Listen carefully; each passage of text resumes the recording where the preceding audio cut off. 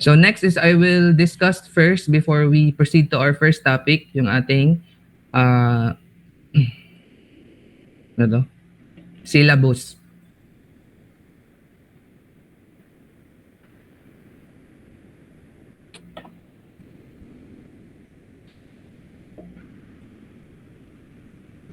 Okay, do you see my screen?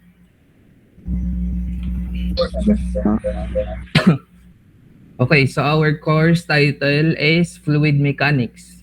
That is an allied course, or for mechanical, that is a fundamental course. So kasali siya sa major nyo, yung Fluid Mechanics. Also sa Naval Architecture din, may prerequisite itong subject afterwards, and that course code niya is ME406.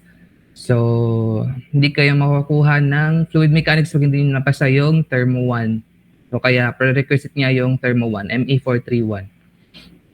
So, usually, ino-offer siya during second semester. Okay? So, the most important here points is this one, assessment method and distribution map. So, binago ko lang yung quiz. Midterm is still 50-50. Again, 50 for ILO 1 and ILO 2, 50. So, a total of 100 points. So, final exam is also 50-50, ILO 2 and ILO 3. Yun yung content ng exam natin. So, isang final exam, isa ding midterm examination. Next is yung quiz. So, ginawang dalawa na lang yung quiz natin within this summer kasi hindi kasya sa oras. Okay, so 50 first quiz and second quiz is also 50. So, ang problem set naman natin is already prepared naman. So, tatlong problem set. So, afterwards, after this lesson, I'll be giving a problem set.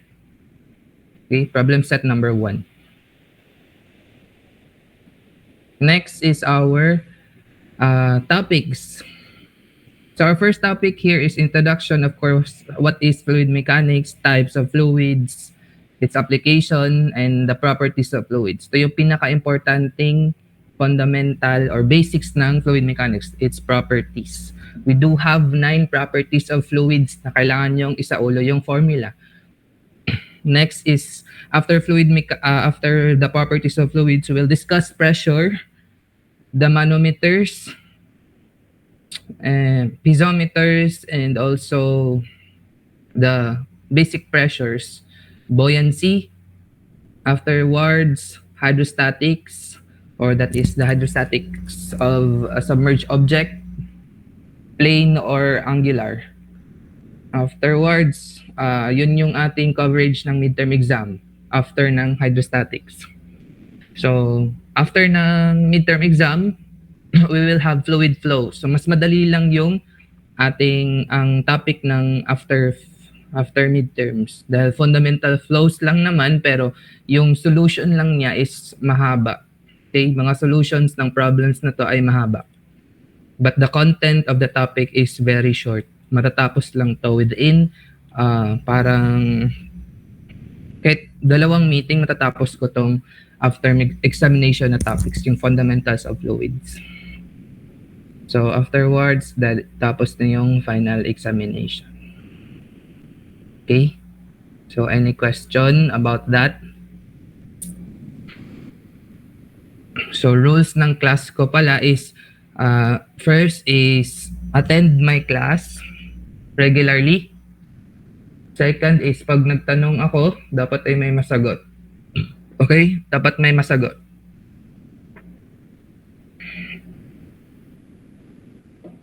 And lastly, please, I am very sensitive with yung oras. Okay, so please be punctual, especially in my class. So kung pwede naman, example, naagahan kayo sa 7 a.m., pwede naman nating i-adjust yung oras. Pwede nating i-start tayo ng 8 a.m. Kaya ko naman tapusin yung isang buong lecture ng 2 hours. Gets ba yun? Yes po, sir. Yes. Okay, so I'm making a proposition na this class will be lahat ng klase natin ay online. Yun lang yung proposition ko. Pero depende yan sa ibang section. If ever meron kayong conflict na subject, example sa Monday and Tuesday natin na Tuesday na schedule, meron pa kayong face-to-face, of course, mag-a-adjust din kami. But my proposition here is my class is always online sana para kayo ay makapagbakasyon while you are studying. Pero yun, magpapapol siguro ako dun sa group chat natin kung ano yung magiging desisyon ng class, then yun yung mismong desisyon natin. Gets ba yun?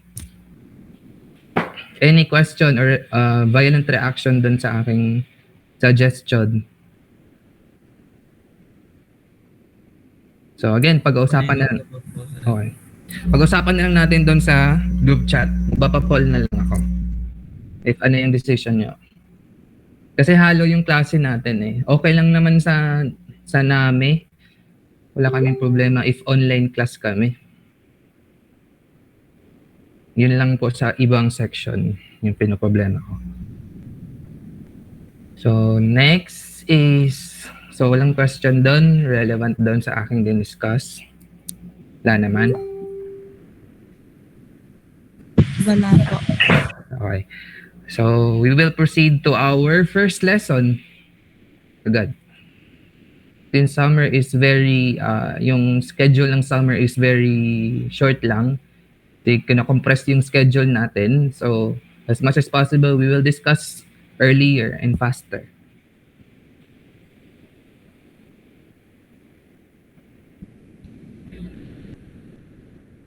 Again, you are responsible for your grades, okay? So kung may nagtanong sa inyo, kung may binagsak ako last semester, meron. So of course, with ano naman siya, with reason naman. May papakita naman akong rason bakit ko siya binagsak.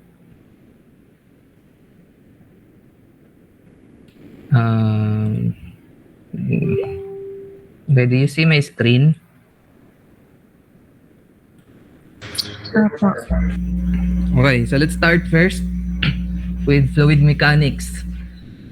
So fluid mechanics, that's course title is ME406. So our objective for today is to know what is fluids.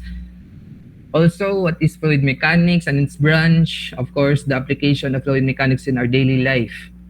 Third is to differentiate types of fluids.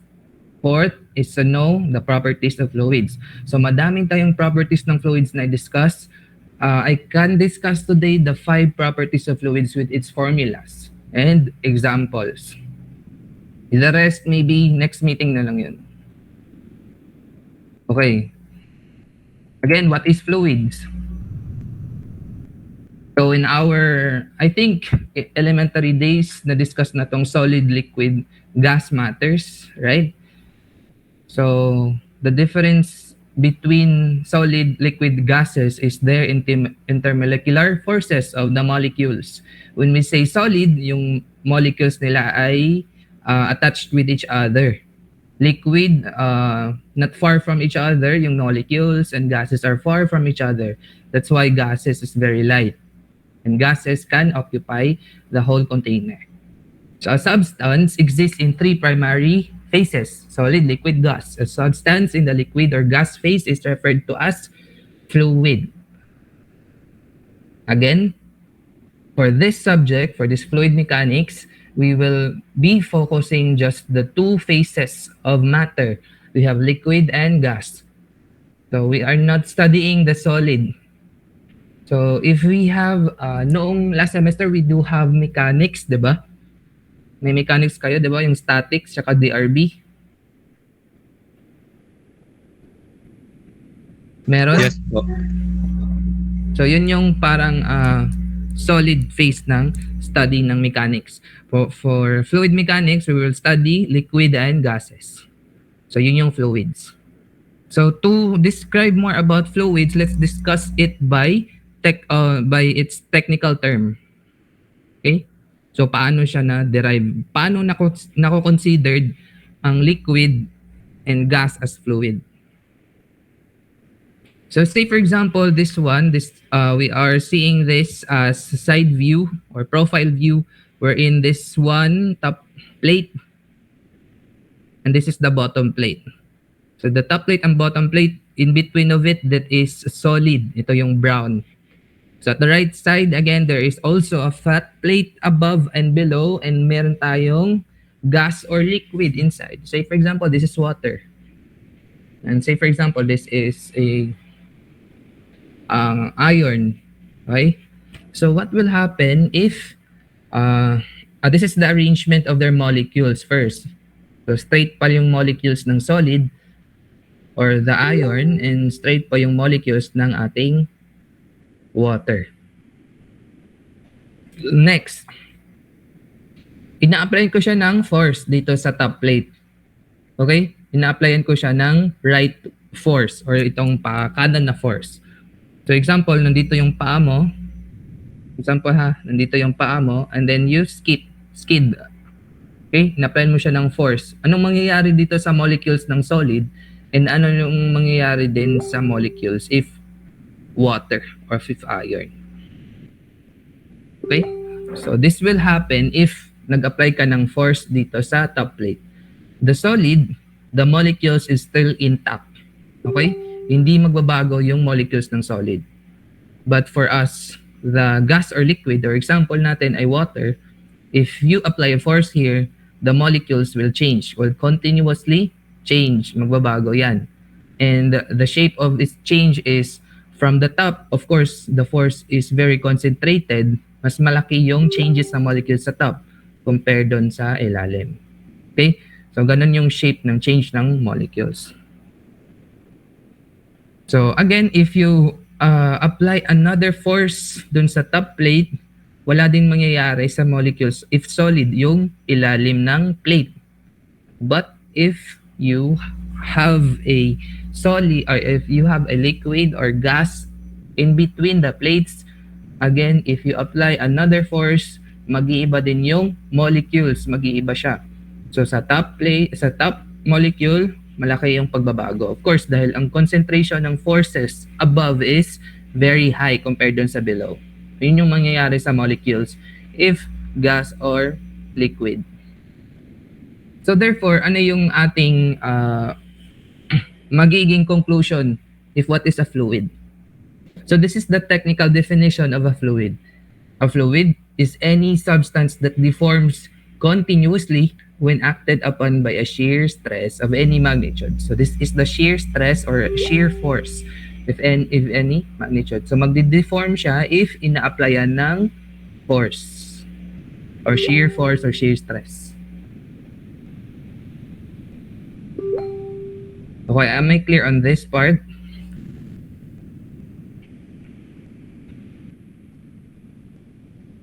Yes po. Clear po, sir.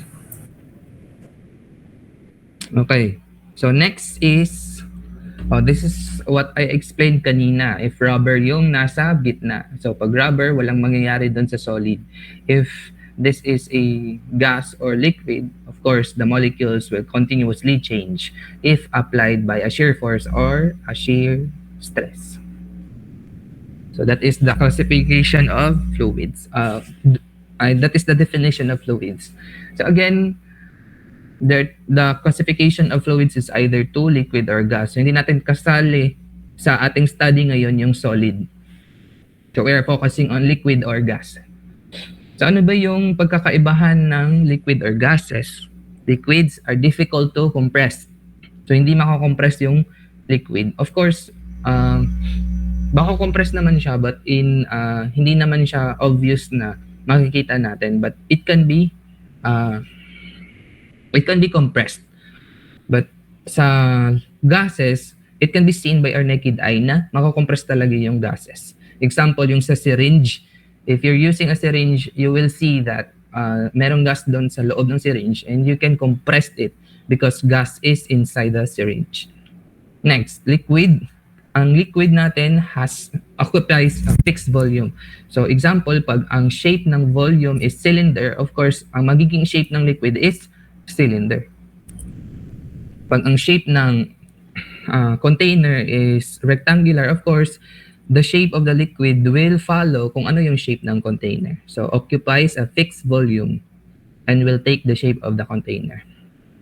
For gases naman, no fixed volume. It changes volume to expand fill on containing vessel. So, example, there are gases around our environment. So, wala silang parang fixed na volume na pagsistayhan. Of course, because of its intermolecular forces. Malayat silang nakakagalaw yung gases. Next is for liquid, a free surface is formed if the volume of the container is greater than the liquid.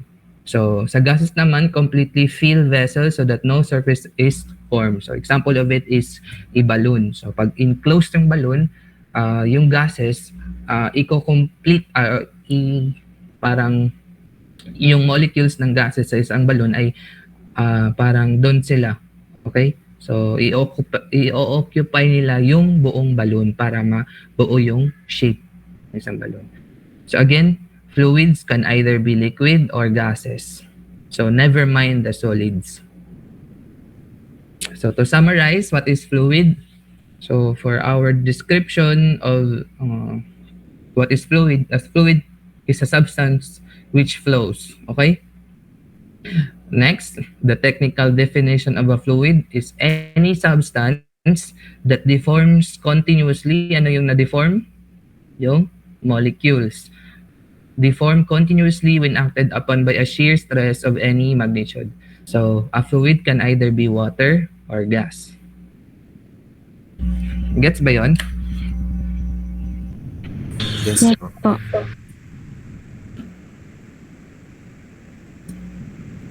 Okay. So next is what is fluid mechanics. Since we do know na what is fluid. So what is fluid mechanics? So ano yung study natin sa fluid mechanics? So fluid mechanics is the branch of science which covers the behavior of the fluids when they are in state of motion or rest.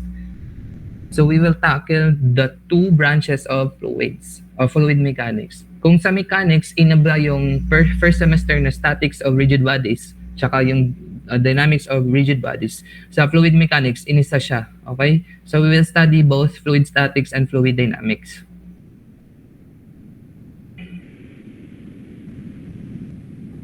So for fluid dynamics, fluid mechanics, okay, that is specifically for fluids. Ano yung fluids? Water or gases. So for fluid mechanics, we do have fluid statics, or that is the fluid is at rest, and fluid dynamics is can be, or that is fluid dynamics can be either kinematics or for fluid na-discuss to sa mechanics, 'di ba? Kinematics and kinetics ata to, yung other term ng hydrodynamics ay kinetics. So to differentiate what is fluid statics, again, the fluid is in the state of rest. We will describe what will happen if we apply a force of a fluid that is at rest. Next is fluid kinematics. We are just considering the geometric phase of a fluid moving. Okay, so hindi tayo nagpo-focus doon sa rason kung bakit nag-move yung fluids. That is fluid kinematics. So we're not considering the forces and moments that cause the motion. So for fluid dynamics, of course, that is the opposite of fluid kinematics, wherein it studies the effect of pressure, including the external pressures on the moving fluid. So nagpo-focus tayo doon sa mga rason kung bakit nag-move yung fluid. So if in-apply natin ng force, in-apply ba natin ng pressure, or other factors that causes the motion of a fluid. Again, for fluid kinematics, hindi tayo nagfo-focus dun sa rason kung bakit nag-move yung fluid. So ang atin lang is yung magnitude ng pag-move ng fluid. Okay?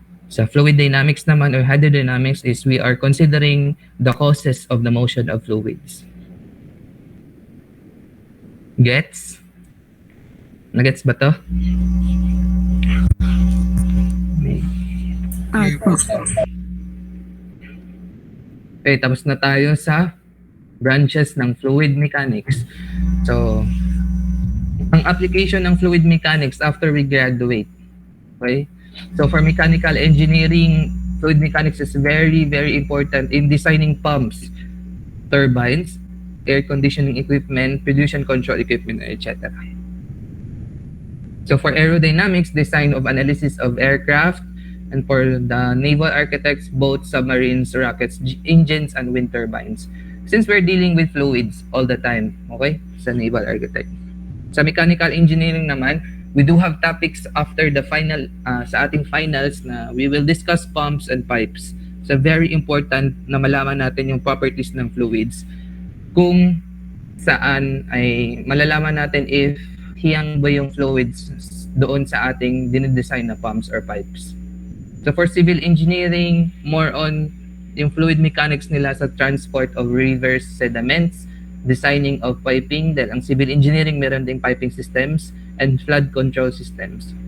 So because of fluid mechanics, malalaman nila na kung paano mag-design ng isang structure na hindi parang yung fluids ay hindi siya dadaloy or hindi magkakaroon ng floods. Okay?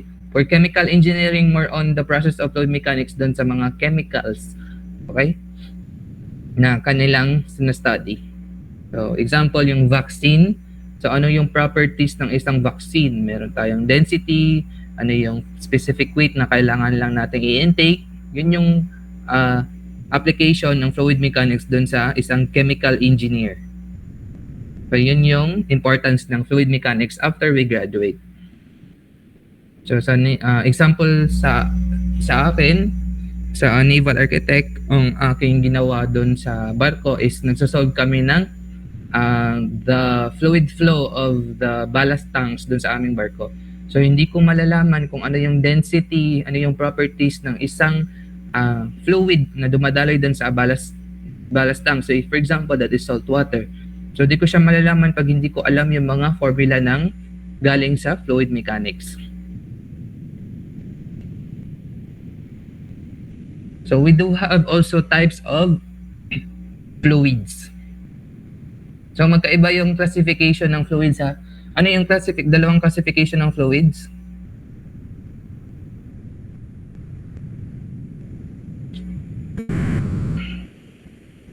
Fluid statics at saka fluid dynamics.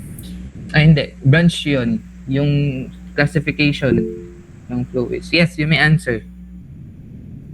Liquid at gas po. Okay. It's either liquid or gases. Very good. So, magkaiba yung branch, magkaiba yung type, magkaiba yung classification ng fluids. So, next is we do have types of fluids.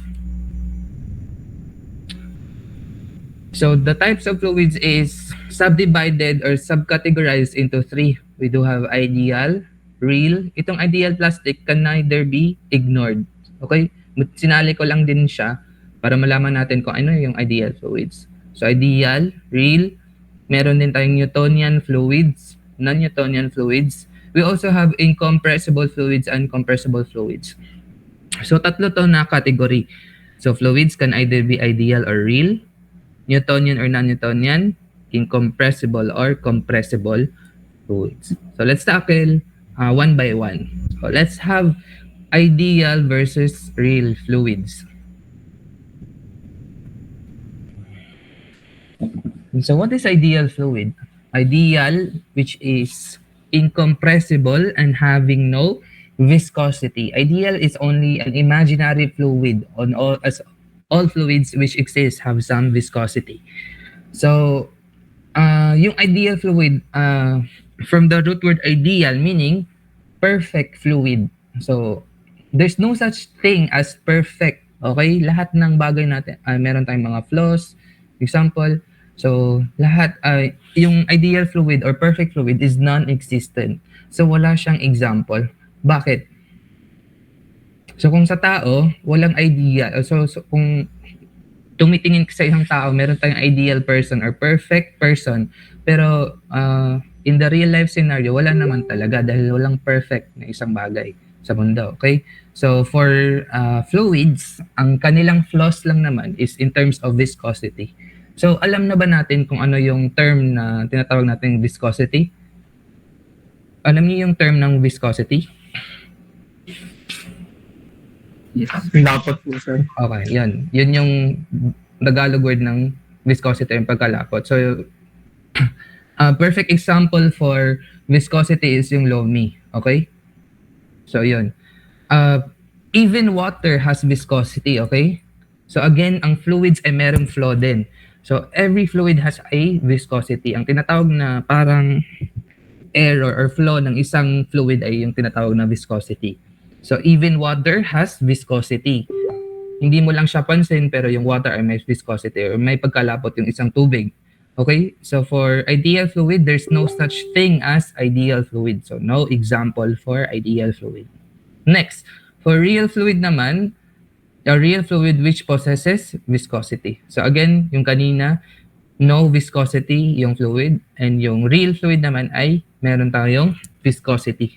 So ito yung parang real life scenario na. Yung fluid ay meron talagang viscosity. So all fluids in actual practice are all real fluids. So every fluids na pwede nyong state, either water or air, can be considered as real fluid. Even air, ang air meron ding viscosity. Oil meron din, water, yun. So again, there's no such thing as ideal fluid because all fluids have viscosity. Next, fluids can either be Newtonian or non-Newtonian. So for Newtonian fluids, a real fluid, it is an example of a real fluid in which shear stress is directly proportional to the shear strain or velocity gradient. So it is known as Newtonian fluid. So in short, ang Newtonian fluid ay ang viscosity niya remains constant if applied by a shear stress or shear strain. Ang magandang example dito is yung tubig, okay? Example ng Newtonian fluid is water. So if example, meron tayong tubig sa loob ng glass na sa isang glass of water or sa isang glass. So if we applied a shear stress or pag hinalo natin yung tubig, anong mangyayari sa viscosity? Magiging malapot ba siya or constant pa din yung viscosity ng tubig? Na-imagine nyo pag nahalo nyo yung tubig.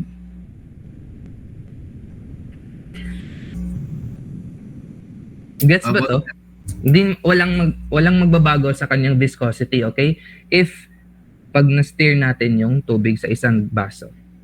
Okay? So, example ulit nito ay gases. Pag meron kayong gas tapos sinishake nyo siya or parang ganun, walang mangyayari doon sa ating viscosity. Okay, next for non-Newtonian fluid naman, ito yung opposite ng Newtonian fluid. If ina-applyan natin yung isang fluid ng isang shear stress, mag-iiba yung kanyang viscosity. Ano yung perfect example nito? Example, yung ketchup. Okay? Pag yung ketchup, di ba nasa loob yun ng bote, yung ketchup, yung ginagawa natin before tayo nagbukas ng ketchup is inaalog-alog natin, di ba? Because we do believe that if inalog natin siya or sinishake natin yung ketchup, dadalo yung fluid. Meaning, pag sinishake natin siya, if in-apply natin siya ng shear force, magbabago yung viscosity niya. Okay? Yung flow niya is bibilis. Gets ba? Yes po, sir. Okay. So, yun yung pagkakaibahan ng Newtonian fluid tsaka sa non-Newtonian fluid. Another example for non-Newtonian fluid are paste. Toothpaste. Okay? Yung toothpaste, di ba, pinupush pa natin siya, yung toothpaste, para na lumabas yung flow ng fluid. So, mag-iiba yung kanyang viscosity if we apply the shear force. Pag Newtonian, hindi mag-iiba yan. Kahit anong mix pa natin sa isang fluid. So, it remains constant. For non-Newtonian, viscosity, fluid changes. So, tapos na tayo sa Newtonian and non-Newtonian. So there are types of non-Newtonian, hindi naman to important but binanggit ko lang dito that Newtonian and non-Newtonian can either be Bingham, pseudoplastic, and dilatant. That is the types of non-Newtonian fluid. So itong ideal plastic fluid can be considered as non-Newtonian fluid. So example lang nito is toothpaste. Okay, again, yung ideal plastic fluid, para siyang pseudoplastic fluid categorized as non-Newtonian fluid. So its viscosity changes if ina-apply natin ng shear stress or shear force. So lastly, fluid can be categorized as compressible and incompressible. So for compressible fluid, a fluid in which the density of the fluid changes. So kung kanina, binabasehan natin yung types of fluid dun sa ating viscosity or the property of a fluid which is viscosity. Ngayon naman, dinidescribe natin ang fluid based sa kanyang density. So mamaya, i-discuss natin yung ano yung density, ano yung viscosity. So properties yun ng isang fluid. So a fluid in which the density of the fluid changes while change in external force or pressure is known to be compressible. So ang pinaka example ng compressible fluid ay ang gases. Okay, yung gases is compressible. Okay. Say for example, there is a piston here. We push the piston. So anong mangyayari sa ating gases, 'di ba? Pupunta pa din dito yung ating piston rod. So gases can be compressed or that is compressible. So anong mangyayari pag parang in-expand natin yung piston rod? Okay? Of course, the volume of the fluid can be also parang na-expand din siya. So a perfect example for compressible fluid are all gases because the density of a gas changes as we applied external force. So next is incompressible fluid. So a fluid in which the density of the fluid does not change. Okay? The density of the fluid does not change. So meaning, ang formula kasi ng density is just mass over volume. So the volume will not, the mass of the fluid will not change. And the perfect example for incompressible fluid are all liquids. So example, may liquid dito sa ating cylinder. If you push through this cylinder, 'di ba? Pag may tubig dito, hindi mo na siya mapupush through dito sa ilalim, yung piston rod because liquids are incompressible. Okay? Yun yung example ng incompressible fluid. So balik tayo. Again, types of fluids is subcategorized as ideal or real. Kung ideal, walang viscosity. So it's a perfect fluid. So non-existent, no example. Real fluids has a viscosity. Next subcategory is Newtonian and non-Newtonian fluid. So Newtonian fluid, anong mangyayari sa ating viscosity? Pag in-apply ng force, it remains constant. Okay, for non-Newtonian naman, pag in-apply natin ng force, ang viscosity niya is or will change. Okay, for incompressible fluids, if we applied force, hindi na siya ang yung density will not change. And for compressible fluids, yung density niya will change if in-apply natin ng force. Yun yung tatlong category ng fluid types. Ideal, real, Newtonian, non-Newtonian, and incompressible and compressible. So for the remaining classes or topics, very important tong incompressible and compressible. Ano nga yung pinaka good example ng compressible fluid? Compressible. Gas po. Okay, gas. Okay, very good. So for incompressible, that is liquids. So tapos na tayo doon sa types ng fluid. Next natin is yung properties ng fluids. So dito na tayo magsasaulo ng formulas. So there are 9 properties of fluids. Okay? So 9 din yung ating isa sa ulo ng formula or mas marami pa doon dahil there are also English units and there are also metric unit. The very most common properties of fluid, ito yon 1, 2, 3, 4, 5. Di na to kasali yung vapor pressure. But again, there are 9 properties of fluids. Maybe I will discuss first the first 5: density, specific weight, specific gravity, the viscosity, and specific volume. Isasali ko doon yung surface tension and capillarity because we will have our problem set number 1. So you will have sa P set number 1 an experiment. Okay? Regarding dun sa dalawang properties ng fluids. So ano ba yung ibig sabihin ng properties ng fluid? So example, if you are an individual, if you are a person, meron kayong katangian. Okay? Iba-iba tayo kasi isa tayong unique individual. So ganun din yung isang fluid. Okay, isang fluid ay meron din siyang iba't ibang katangian. Yun yung parang parts ng density, may iba't iba siyang density, may iba't iba siyang specific weight, may iba't iba siyang specific gravity or viscosity or specific volume. Again, there are 9 properties of fluids.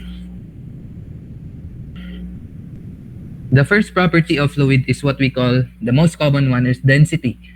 The density is equal to the number of molecules in a unit volume. As you can see here in our presentation, that there are molecules inside a constant volume. So if there is this parang container and meron lang tayong 5 molecules, that means that the density is lower. So pag nilagyan natin ng maraming molecules sa isang remain constant na volume, of course, yung density natin is higher. So ano ba yung ibig sabihin ng density? Molecules of every substance have certain mass. Okay, may mass yung mga molecules na yan. The more the number of molecules, the more the fluid density. So it can be known as the heaviness of fluid. So ang ibig pala sabihin ng density is the heaviness of a fluid. So pag maraming molecules sa isang volume, of course, there is a low density. And of course, if maraming molecules dun sa isang part ng volume or constant volume, the density is heavier or the density.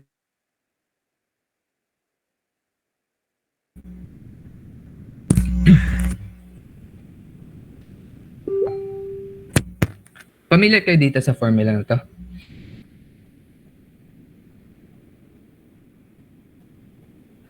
Yes po, sir. Okay. So density is equal to the mass over volume, where this is mass or volume. So in thermodynamics, density can also be pressure equal to the gas constant and the times the absolute temperature. Again, this P over here is absolute pressure. Ano nga yung ibig sabihin ng absolute pressure and absolute temperature? If we do have gauge pressure, we still have to add 14.7. anong tawag doon? Atmospheric pressure. Okay, very good. We still have to add the atmospheric pressure pag given yung gauge pressure. So there are 2 formulas for density in terms of mass over volume, in terms of pressure, absolute, dapat absolute to, and this is also absolute. So ang gas constant, gas constant is can either be 287 joules per kilogram Kelvin, and that is in metric. In English, that is 1716. Check nyo lang ha. Foot pound over slug Rankine.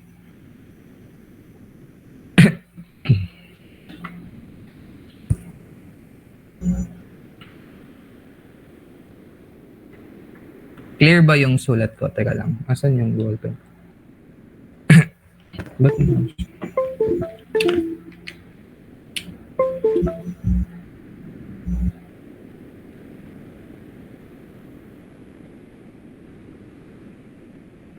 So, the gas constant is 287 kilojoule per kilogram Kelvin. Okay? And then in English, that is 1,716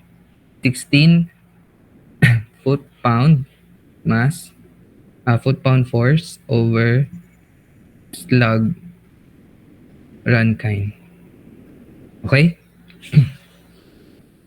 So ano yung mga probable na units ng density? Probable units ng density is kilogram per cubic meter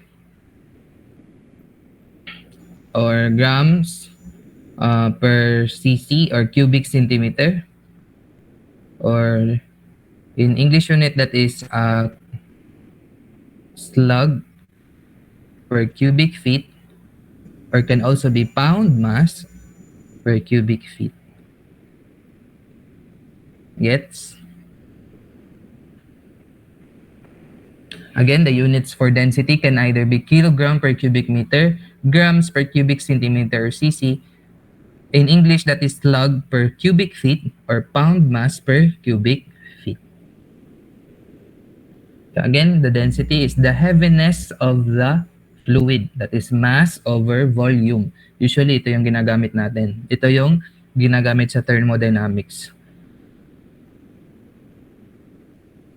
So the value of R will depend upon the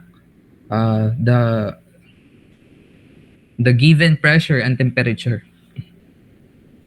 Okay? If the temperature and pressure is in English units, ano yung gagamitin natin na R?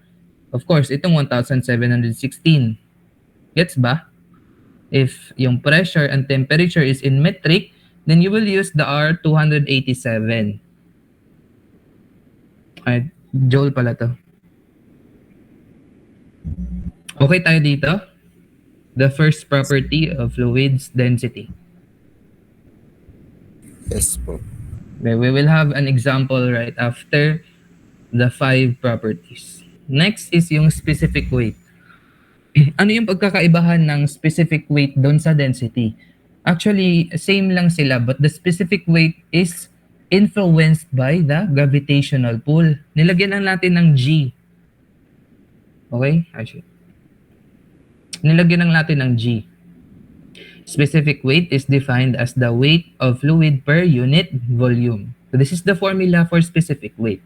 So this is the very most common na ginagamit natin na formula along the fluid mechanics topics. So maraming nagkakamali dito yung specific weight. So specific weight is weight over volume, where weight is mass times gravitational pull. Okay? So since mass over volume is density, therefore, yung ating specific weight pala is just density times gravitational pull. Gets ba? Yes po. So the value of the gravitational pull in metric system is 9.81 meter per second squared. And for English unit, that is 32.2 feet per second squared. So please memorize this one dahil marami din nagkakagulo or naguguluhan dito sa value ng G. Marami pa kasi tayong i-memorize kaya medyo ano lang siya. Magulo lang siya sa first, pero pag nasasanay kayo sa mga examples, madali lang naman siya. Okay? Ano yung possible unit natin dito sa specific weight? So that is Newton per cubic meter. Di ba weight naman tong nasa numerator? Compare dun sa ating density, mass yung nasa numerator. Okay? Since it is not influenced by the gravitational pull. And also, we can also have kilonewton per cubic meter. Or we can also have, in English unit, that is pound force per cubic foot. Magkaiba yung pound mass sa pound force. Nga pala, nakita nyo yung sinend ko na conversion factors dun sa classroom?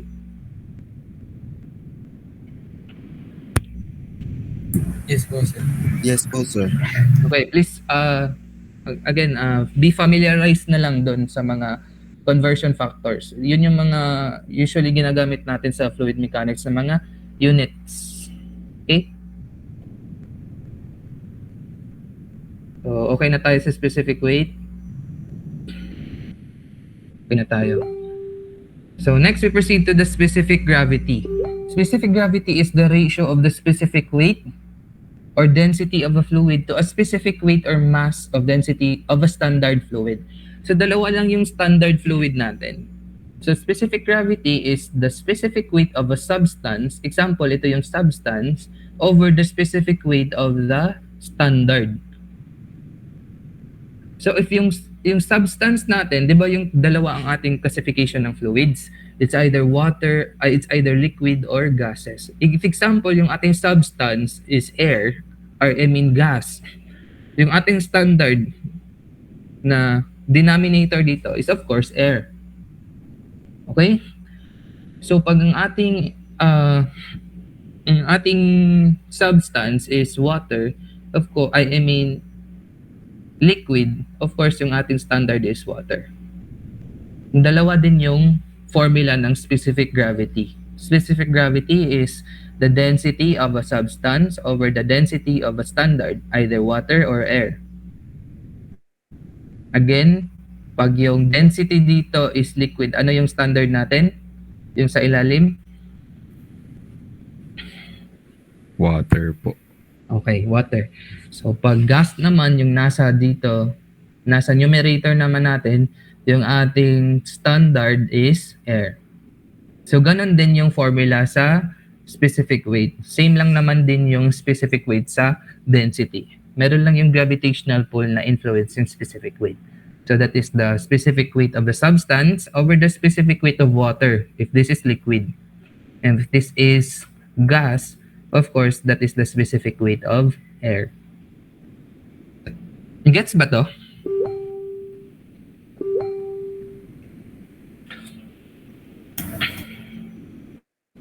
Yes po, sir. How about the others? Okay ba to? The specific gravity? Po. Okay. Yes po.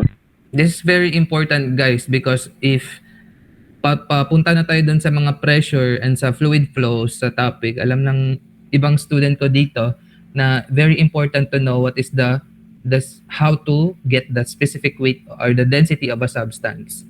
Okay? So it's just cross multiply. So this one is the density of a substance.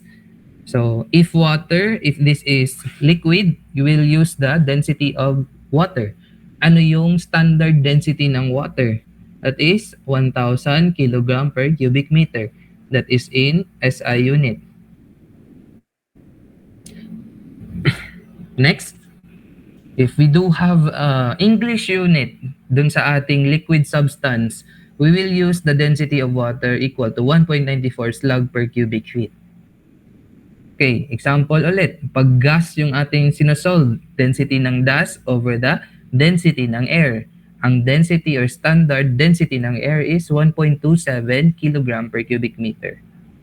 And that is in metric. In English naman, that is 0.00246 slug per cubic feet.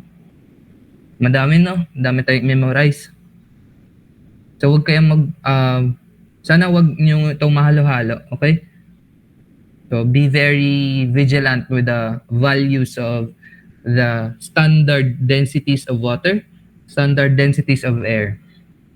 So, ganun din. Pag kukuha tayo ng specific weight ng substance, it's either liquid or gas. Pag liquid, you will use the water. Okay? The specific weight of water in the metric system, that is 9.81 kilonewton per cubic meter. And in in English unit, that is 62.4 pound-force per cubic feet. So sa air naman, wala tayong values ng specific weight ng air because air is very light. Okay? Air is very light. So hanggang ang air lang naman ay doon sa density. So usually hindi tayo nagsosolve ng SG in terms sa air. If meron man, ibibigay yun sa problem. Yung specific weight ng air. Kuha ba to? Yes po. Okay. So again, be very, this is parang sa properties ng fluids, ito yung pinaka-importante. So ito yung pinaka-madalas gagamitin natin as we go along with our topics.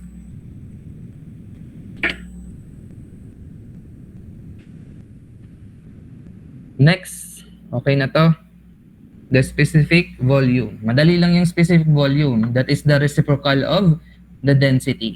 So if you have density, to find the specific volume that is just 1 over the density.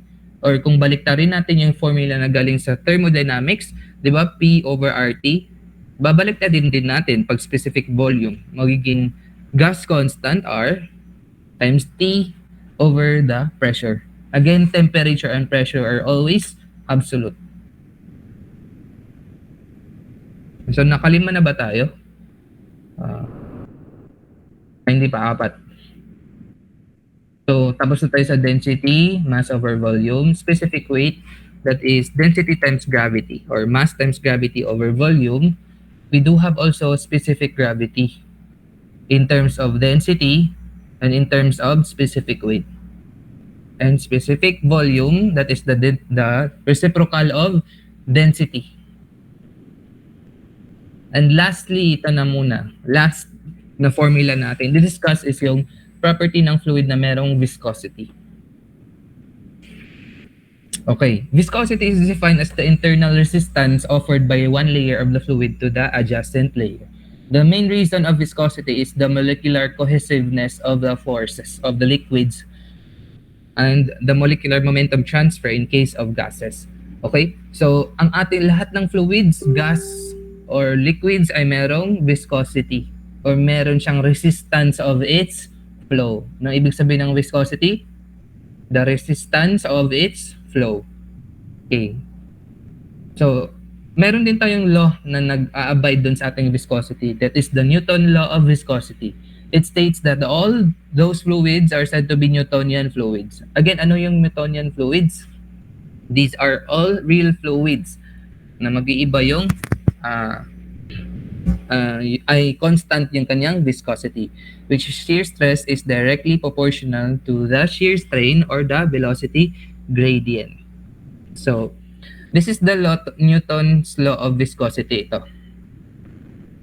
Okay? So, that is the shear stress. Ito yung shear stress that is directly proportional to the velocity gradient. Again, sinulat ko lang siya. So, ang shear stress, guys, this is the shear stress. Yun yung parang diniscuss ko kanina. Yung mag-iiba yung molecules dito sa in between ng plates if we apply shear stress. Okay? That is directly proportional to the velocity gradient. Ano ba yung ibig sabihin? So, nabanggit ko din siya.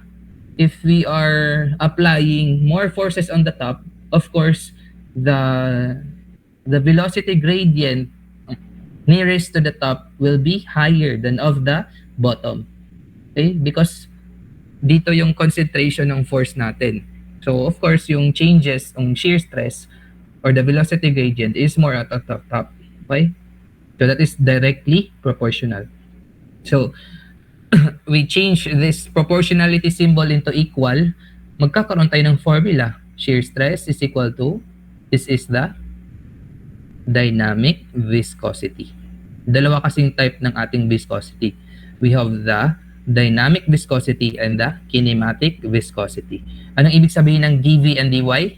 That is the velocity gradient. Ang dV is just the velocity or that is meters per second. And dito naman yung thickness or that is in mm, usually ginigiven siya as millimeters and then you need to convert it by meters para ma-cancel. Therefore pala, yung ating velocity gradient is per second. Okay? Unit per second. Ayun lang. Per second yung kanyang unit. So again, anong ibig sabihin nitong dV over dy? That is the velocity gradient. So, if there are problems, example, na given yung velocity in terms of the thickness of the plane, yun ang ating i-divide para makuha ang velocity gradient. So, therefore, pag makuha natin yung velocity gradient, ang magiging unit niya is per second. Okay? We will have example this after this one. Again, dalawang type ng ating viscosity. We have dynamic viscosity and kinematic viscosity. Nandyan pa ba kayo? Nakikinig pa ba? Yes. Yes po, sir. Okay. So, viscosity can either be dynamic or kinematic. So, pag hindi binanggit sa problem na, example, what is the viscosity of the following blah blah blah. So automatic guys, that is you are solving the dynamic viscosity. Kasi ang tinatawag na dynamic viscosity is also called the absolute viscosity. It is the property of a fluid which determines the amount of resistance to shear forces. So ibig sabihin pala ng viscosity is matic the dynamic viscosity. Iniba lang siya, ginawan lang siya ng specific term because meron pa siyang dalawang type. May isa pa siyang type, the kinematic viscosity. So anong formula ng dynamic viscosity? Yung kanina galing, yung Newton's law of viscosity, galing lang dito yung formula ng dynamic viscosity. Okay? Dinerive lang siya. So from T is equal to dynamic viscosity over the velocity gradient. So the dynamic viscosity is shear stress over the velocity gradient. So ano yung unit ng shear stress? It can either be pressure or force. Okay? Pag force siya, binigyan natin ng Newton. If that is in metric. Pag pressure siya, that is Newton per square meter or in Pascal. Okay? So, dalawa yung minsan, pinapahanap yung shear stress in force, pinapahanap din yung shear stress in pressure. So, dalawa siya. Okay? Ang velocity gradient, ang unit niya is per second. Kasi, ang given yan sa problem, usually, meron tayong velocity and meron tayong thickness ng plate. Usually, ginigiven siya as millimeters. You need to convert it by meters para mag-cancel yung units. Okay, magiging per second. Gets ba?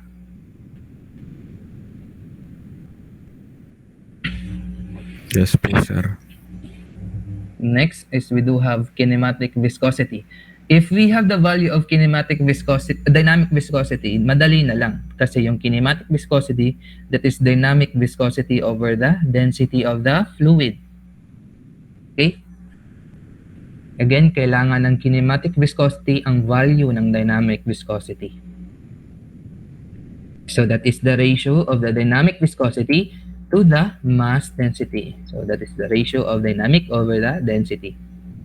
So ano pala yung unit ng dynamic viscosity? That is Pascal second.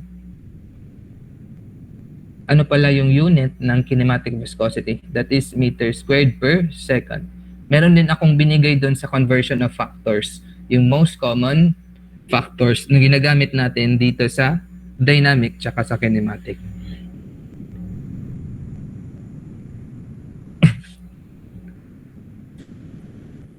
Okay.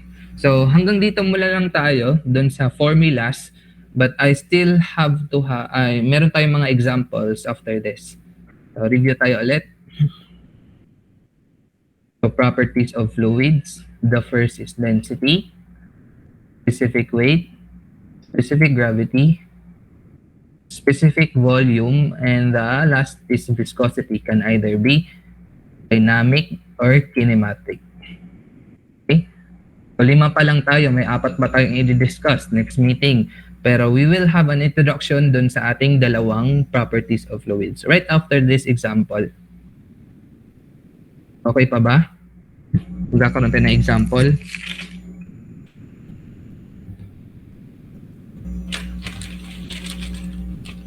Hello? Andiyan pa ba? Opo. Ay, do you still see my screen? Hindi na siya nagalaw. Yes po, sir. Shit, ano ba? Nagana.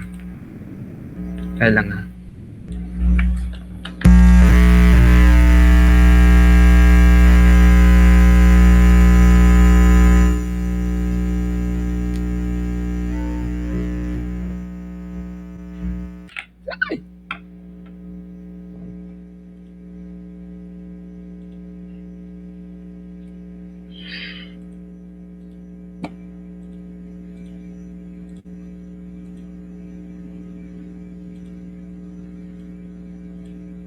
Do you see my screen now?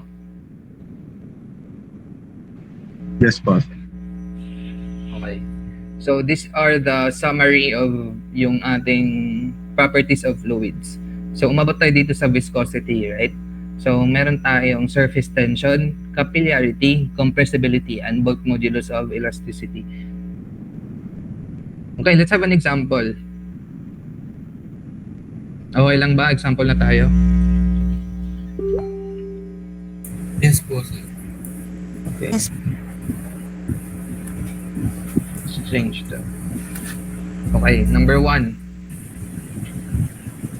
Carbon tetrachloride having a mass of 500 kilograms and a volume of 350 liters is placed in a container. Compute the weight in kilonewton. May naka-on na mic. Okay, thank you. So again, compute the weight in kilonewton. So ano yung formula ng weight? Shit. Papaga siya.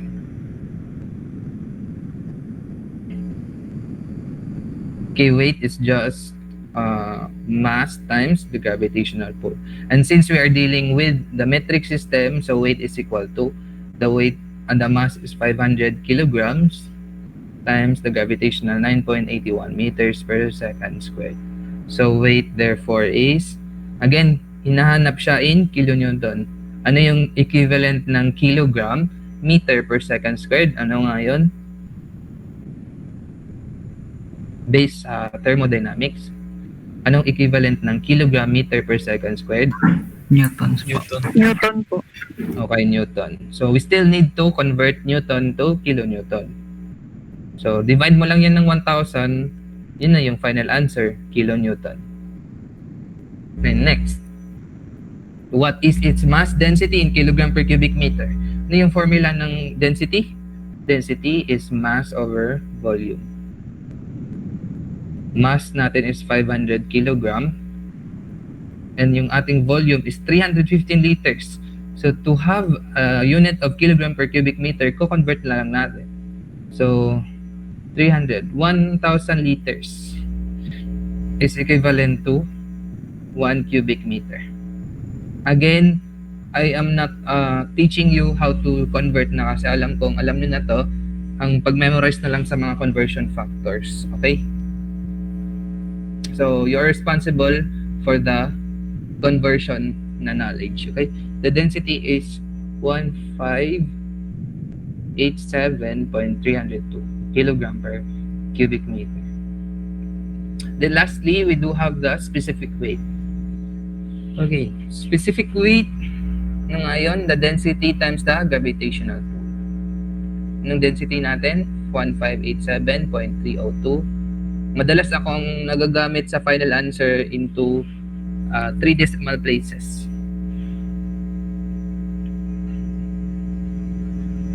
Okay, that is specific weight equivalent to 15,571.413 Newton per cubic meter. So again, ang hinahanap niya is kilonewton, divide mo lang to 1,000, right? Magiging 15.571 kilonewton per cubic meter. Dali lang, no? Okay pa tayo dito. Yes po, sir. Yes po. Yes. So more on memorization lang talaga sa formula, yung fluid mechanics. Next, the specific weight of glycerin is 78.6 pound-force per cubic feet. Sa palagay nyo, ano tong value na to? Anong properties ng fluids itong 78.6 pound-force per cubic feet? Ano to sa properties?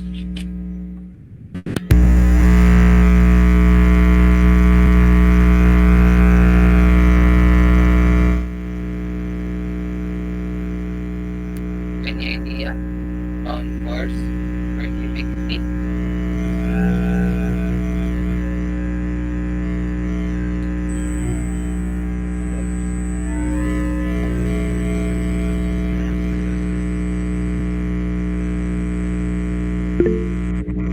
Yes, may answer. Specific weight po. Okay, let's look at the specific. Static ba or hindi? Ganun pa rin. Napapakinggan ako. Narinig ko. Clear? Hindi po. Hindi. Charge ako. Okay, this is the specific weight. So since this is specific weight, how do we compute the specific weight in terms of density? Since we are computing the density. Di ba may formula tayo galing? Specific weight equal to the density times gravitational pull. So, ano yung gagamitin natin na gravitational pull since this is English unit? 32.2. Okay, very good. So very good, Charlie. So this is density is equal to the specific weight over the gravitational pull, that is 32.2 feet per second squared. Feet per second squared. Okay. So this is 78.6 pound force per cubic feet all over 32.2 feet per second squared. Okay, let's analyze the units. So ang gagawin natin unit is magiging slug per cubic feet. The answer for this one is no question tayo dun sa value. Okay? Ang value niya is 2.44. But the question is, ano yung magiging unit natin? Let's try to analyze dun sa binigay ko na conversion factor.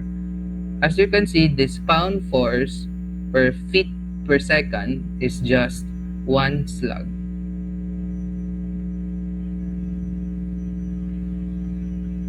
Ibigay ko to sa inyong conversion factor.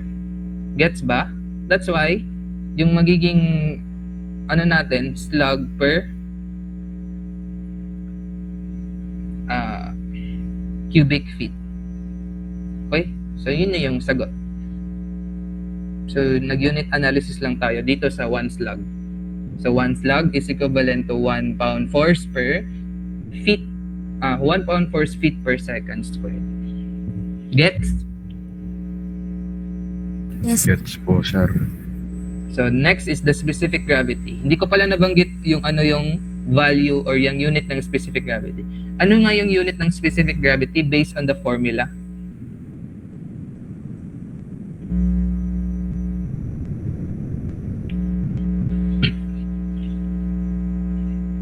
Unitless po. Okay, walang unit yung, very good, yung specific gravity.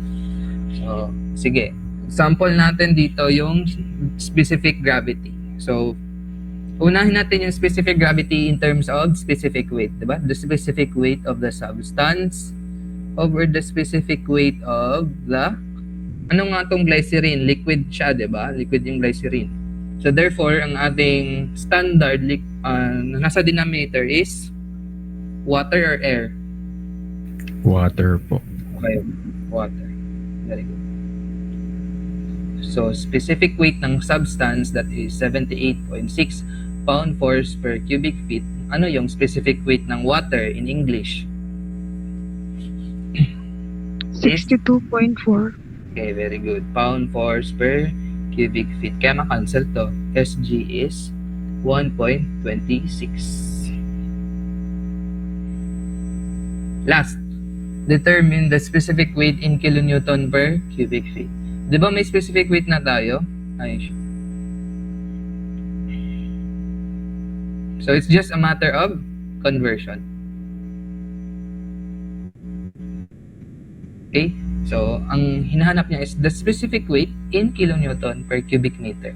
So, may specific weight naman tayo. You just have to convert. Okay? So, based on the conversion factors, I gave you 1 pound force is equivalent to 4.448 Newton. Again, kailangan pa natin maging kilonewton to. So, that is 1,000 Newton equivalent to 1 kilonewton. Tapos, ito magiging cubic foot. So, that is 1 cubic foot raised to 3 equal to 0.3048 meter. Okay? So, convert raised to power 3 ulit tong nasa denominator and numerator. So, you will get a value of specific weight 12.356 kilonewton per cubic meter. So, a matter of conversion lang.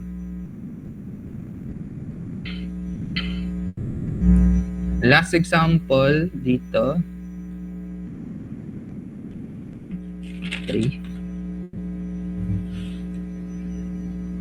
Okay pa ba tayo dito? Okay pa? Naintindihan naman?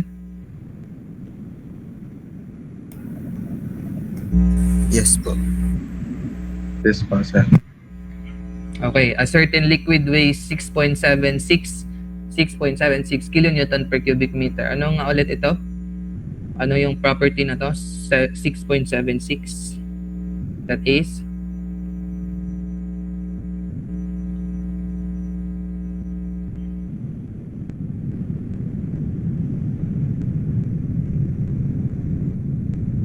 ano tong 6.76 kilonewton per cubic meter? Based on the unit. Malalaman mo agad siya sa unit.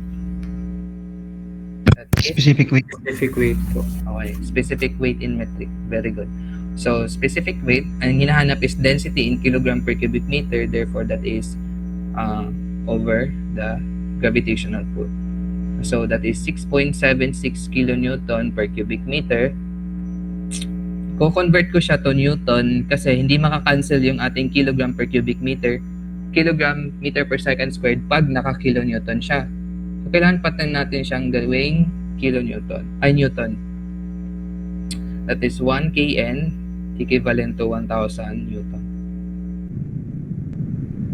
Okay, so ang gravitational pull, that is 9.81 meters per second squared. Okay, maka-cancel na natin.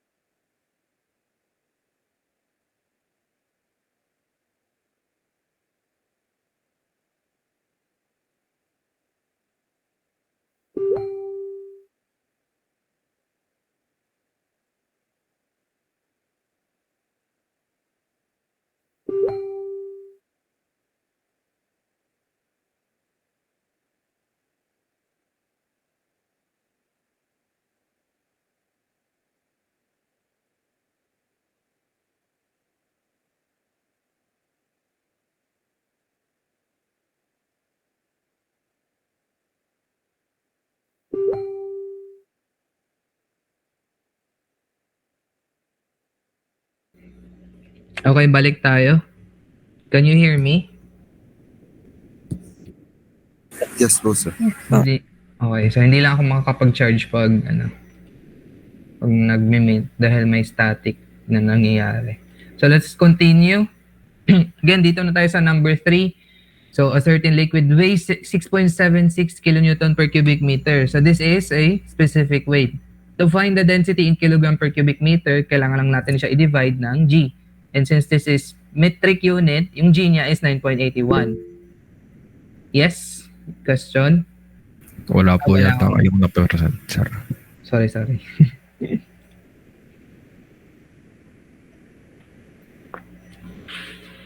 Yung times ko. Okay, ito. Nakita na. Okay na? Yes po, sir. Okay na po, sir. Okay, this is the specific weight over the G na 9.81 meters per second squared. So, kailangan natin magiging Newton per cubic meter yung ating numerator. Kasi, yung Newton is kilogram meter per second squared. So, to cancel the meter per second squared sa denominator, kailangan siya Newton. Okay, convert natin yung kilonewton to Newton. So, the final answer for density in kilogram per cubic meter, that is 689.093. Gets? Okay na?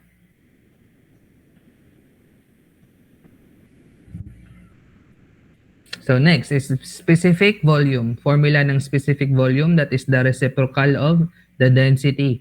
So i-reciprocal mo lang yung nakuha mo na sagot na density, makukuha mo na yung specific volume. Napapakinggan pa ba? Yes po. Specific volume is 0.64, that is 1.451 times 10 raised to negative 3. Again, the unit for specific volume, di ko pa nasabi doon, is cubic meter per kilogram. Baliktad lang siya ng unit ng density. And then lastly, we have the specific gravity. Okay, specific gravity in terms tayo ng density.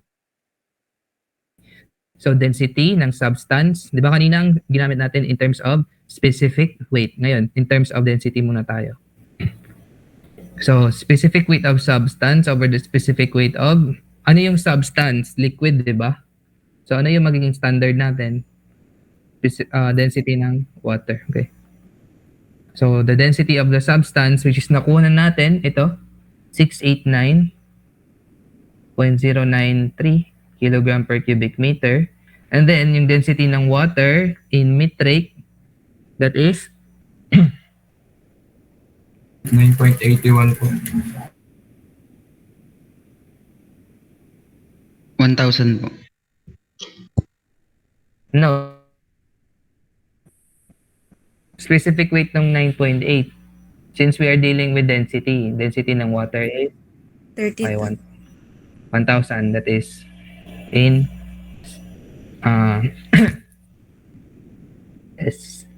metric unit.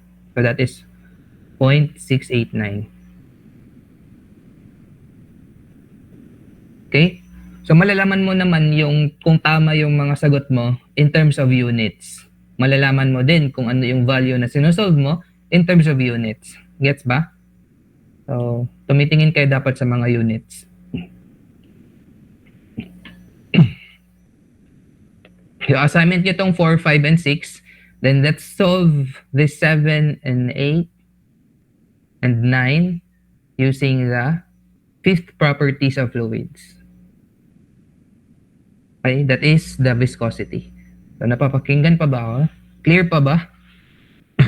Malinaw po, sir. So, the fluid is glycerin at 20 degrees and the width of the plates between is 6 millimeters. What shear stress in Pascal? Ano to yung Pascal? Shear stress in? What unit yung Pascal? That is in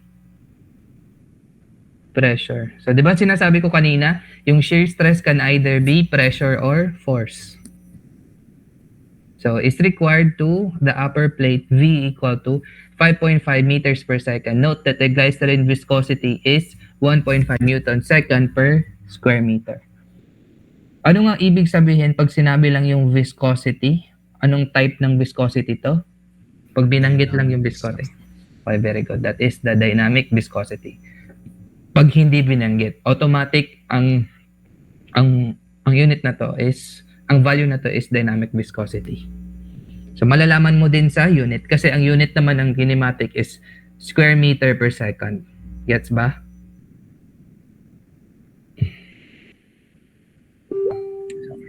Okay, given natin, we do have dv or the velocity 5.5 meters per second. We do also have dy or yung thickness ng plate is 6 mm. So convert na natin diretso. 1,000 mm, that is 1 meter.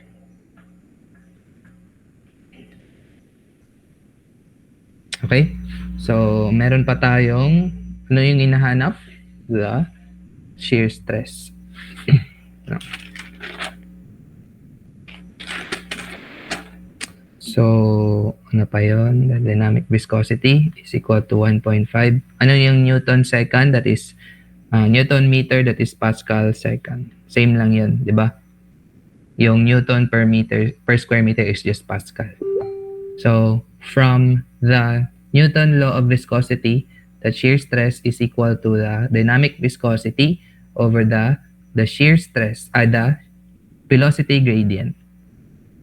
The shear stress is equal to 1.5 Pascal or okay, gagawin na lang natin ng Newton para hindi kayo maguluhan. Newton square meter second that times the yung dv natin or that velocity is 5.5 and yung ating ano is 0.006. So you can see per second na lang matitira dito. So therefore, ang shear stress natin, makakancel tong second. Yung shear stress natin in Pascal, that is 1.375 Newton per square meter. That is the shear stress in pressure or in Pascal. Di ba Newton per square meter is just Pascal? Yes po. Okay, so yun yung how to solve the viscosity. Okay, number 8. A flat plate 200 by 715. So ito yung plate. Okay, dimension ng plate. Slides on this dynamic viscosity. Again, this is dynamic viscosity unit over a large plane surface. What force is required to drag the plate at a velocity of 1.2 meters per second with a thickness of 0.6 mm? So given, again, may dynamic viscosity na 0.85. We also have a dv 1.2. We also have a dy, the thickness of the plate, that is 0.6, same then 0.6 mm.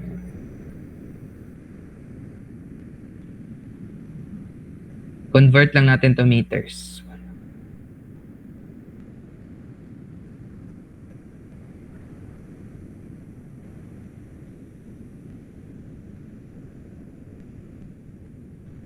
I want. Okay. And then, inahanap dito in terms of shear force. Okay? Force. So, this is dynamic viscosity times the velocity gradient dv over dy. So, dynamic viscosity is 0.85 Newton second per square meter times the 1.2 na velocity all over 0.0006 meters. Okay? So, ang makukuha natin na sagot is 1.7. Okay? 1.7. Again, hindi pa to sagot na kukunin natin since ito ay pressure. Ano nga yung hinahanap? The shear force. How do we find the force?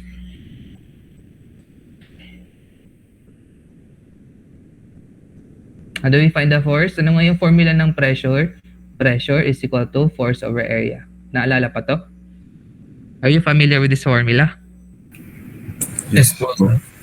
So therefore, force is equal to pressure times area.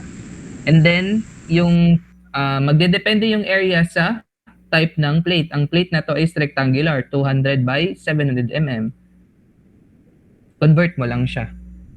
Since force is, ito yung pressure natin, 17 times area, which is, ano yun, 200. Or convert ko na lang to meters. So that is 0.2 meters times 0.75 meters. Naintindihan tong conversion, divide lang ng 1,000 yung mm. Yes po, sir. So that is 255. Ito yung shear force. Wait, that is the shear force. Lastly, ito na yung last na. Find the kinematic viscosity. So having an oil density, ito yung density ng oil.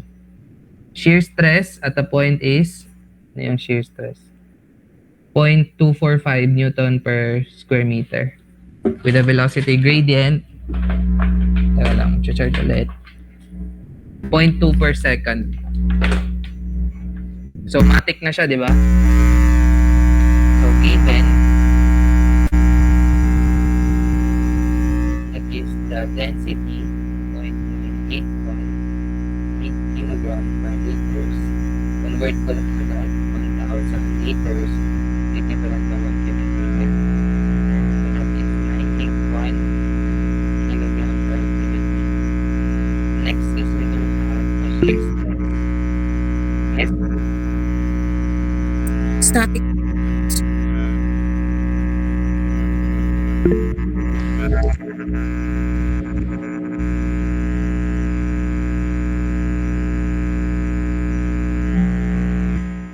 Okay.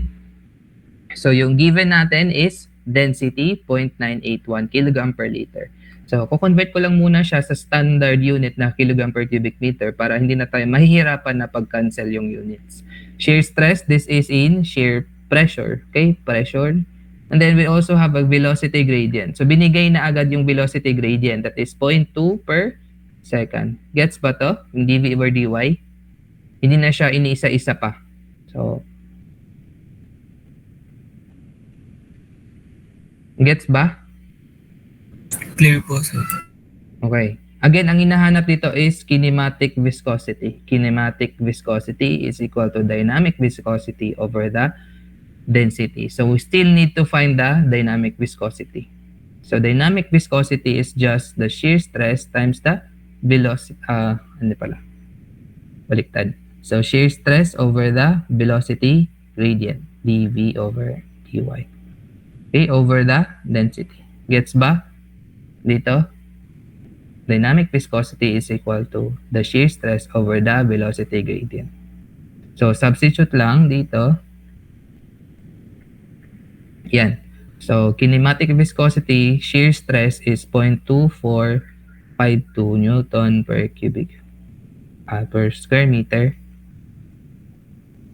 over 0.2 second over the 981 kilogram per cubic meter na density.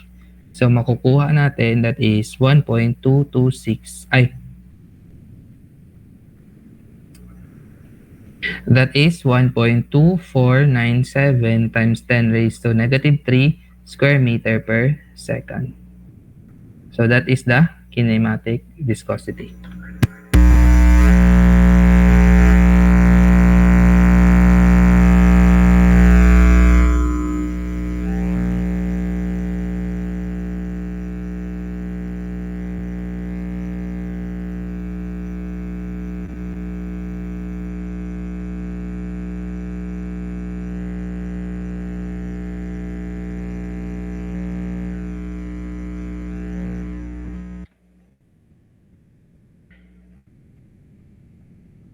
Okay ba? Tapos na tayo. Hello?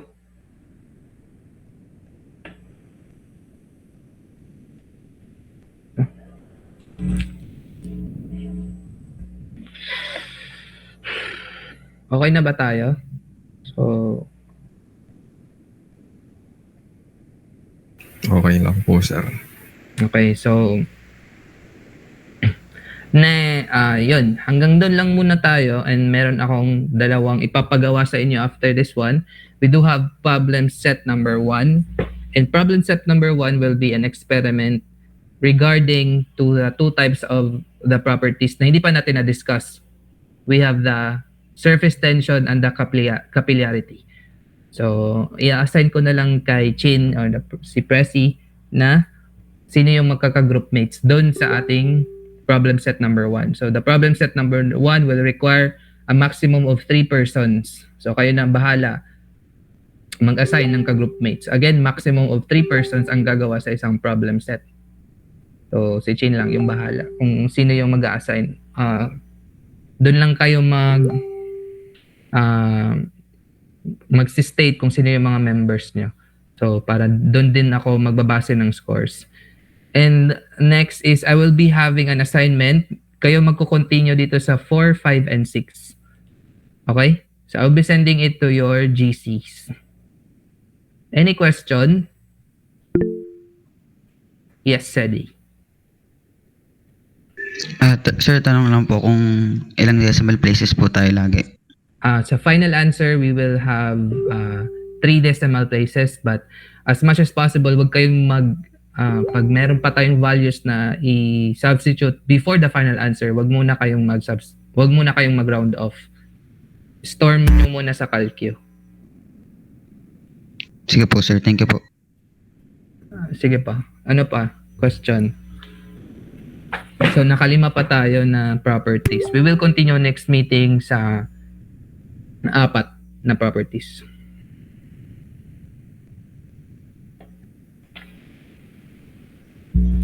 Okay? Okay na? So, again, meron akong assignment na ibibigay. 3 items to siya. And then, the problem set. So, si Chin lang yung bahala kung sino yung mga members. I mean, kayo yung mag-a-assign pero si Chin, kay Chin ko kukunin yung mga members ng problem set number 1. Gets ba? Okay na, no more question.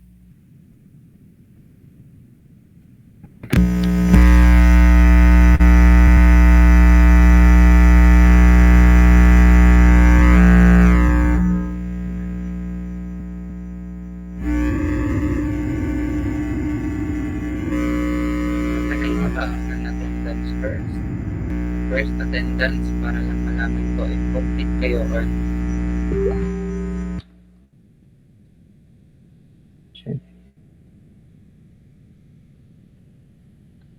next meeting na lang yung attendance. So I'll be saving the attendance dito sa Meet. Kasi wala pa akong ano. Okay? Any question? So nakadami tayo, no? Classifications of fluids, the properties of fluids, types of fluids, branches of fluid mechanics. So, compress yung schedule natin. So, baka yung ating exam will also be next week din. Next week, Friday. Kasi yung 3rd week ng June or the last week of June will be our midterm exam na. Ganun kabilis yung summer. Gets ba? Next week will be our first quiz. The last week of this June is our midterm exam na. Or first week of July, hindi ko lang sure.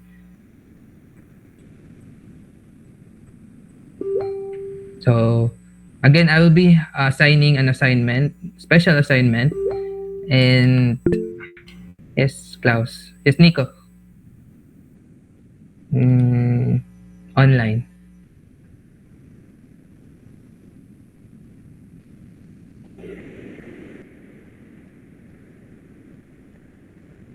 Do you have any question? Wala na? Sir, Yes? yung PPT po ba ipopost niyo po sa classroom po? Google Classroom? Baka sa GC ko ipopost dahil may experience kasi ako na hindi, yung mga notes ko hindi masasali pag doon sa classroom ko i-upload. Kaya nagawa tayo ng GC.